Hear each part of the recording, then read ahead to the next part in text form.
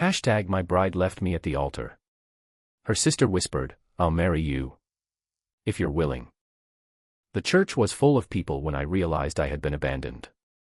The flowers were still fresh, the candles were still burning, and my wedding ring was waiting in a small velvet box inside my pocket. But the woman I had promised to love forever was gone.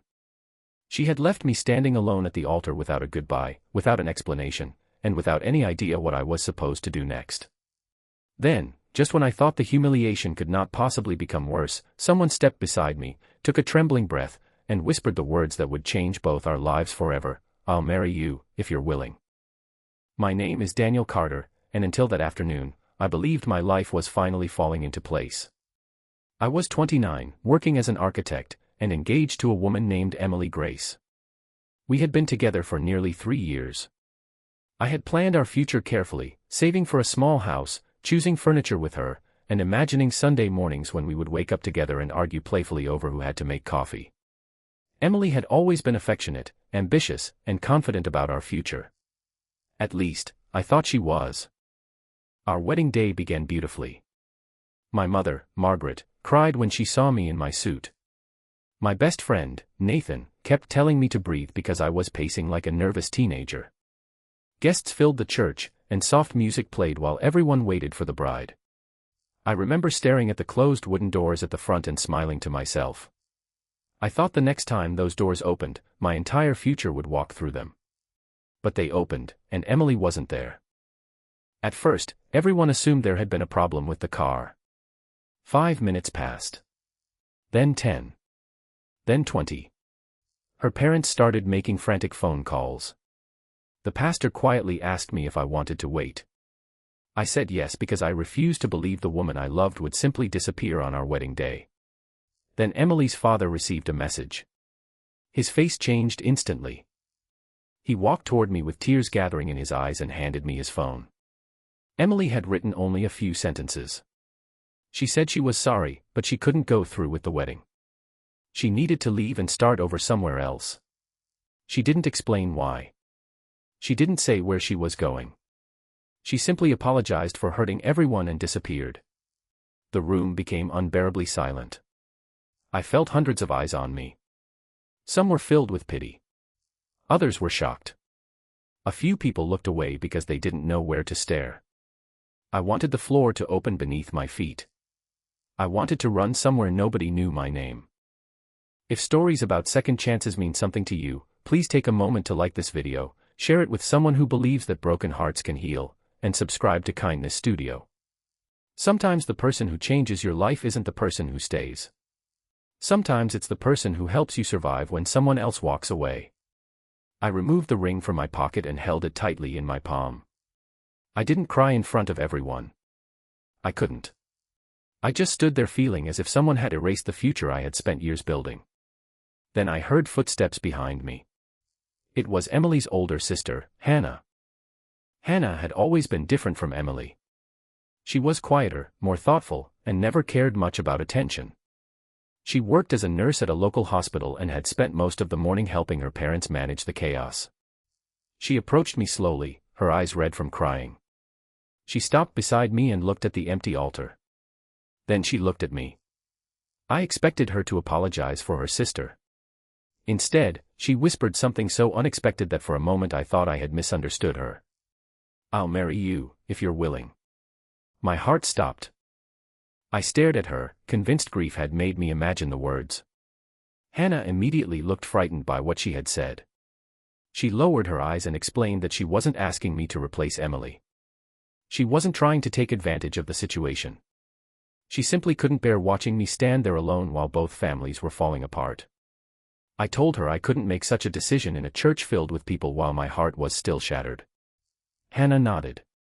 She didn't argue. She simply told me that if I needed someone to help me get through the day, she would stay. That was the first kindness anyone had shown me without asking anything in return. The wedding was cancelled. The guests eventually left. The flowers were removed. The music stopped. By evening, the church looked strangely ordinary, as if nothing terrible had happened there. I went home alone.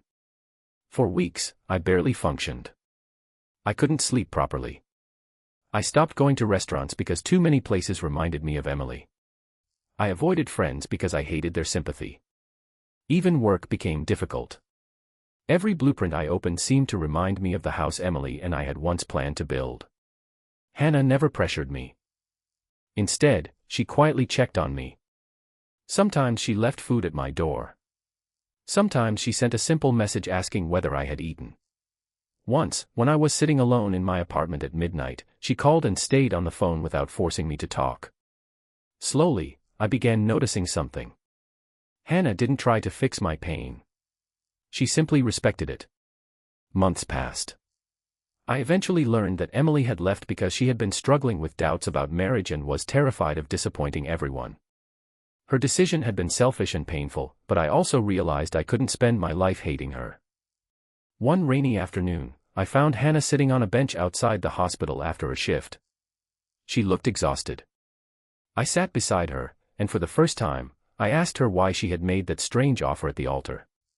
She smiled sadly and admitted that she had cared about me for a long time, but she had always kept those feelings buried because I was her sister's fiancé.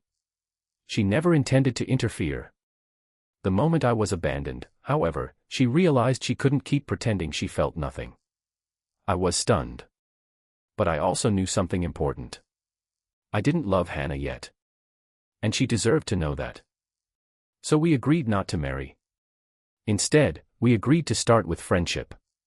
No promises. No pressure. No pretending. That friendship changed everything. We spent months discovering each other outside the shadow of Emily. I learned Hannah loved old movies, hated thunderstorms, and always carried chocolate in her purse for stressful days. She learned that I secretly loved cooking but was terrible at baking. We laughed. We argued. We supported each other through difficult days. One evening, almost a year after the wedding that never happened, Hannah and I stood outside the same church. The flowers had been replaced. The old decorations were gone. The place no longer felt like a graveyard for my broken dreams. I looked at Hannah and realized something that frightened me because it felt so real. I wasn't choosing her because Emily had left. I was choosing her because Hannah had stayed.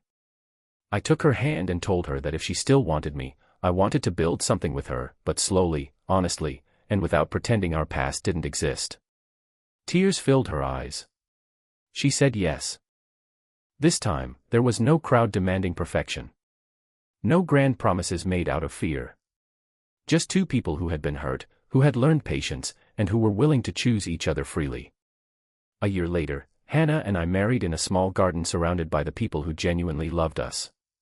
My mother cried again, but this time her tears were happy ones. When I looked at Hannah walking toward me, I understood that the altar hadn't been the place where my life ended. It had been the place where my old life ended. If this story touched your heart, please like the video, share it with someone who may need to hear that heartbreak isn't always the end, and subscribe to Kindness Studio. Your support helps stories like this reach people who may be quietly going through their own difficult chapter. And before we end, I have one special request. Comment, I believe in second chances, if you believe that sometimes life takes something away only to make room for something more honest. I once thought being left at the altar was the greatest humiliation of my life. Years later, I realized it was one of the greatest turning points. Emily walked away from me, and for a long time, I thought she had taken my future with her. She hadn't. She had only closed one door. Hannah was standing quietly beside another. And this time, I was brave enough to open it myself.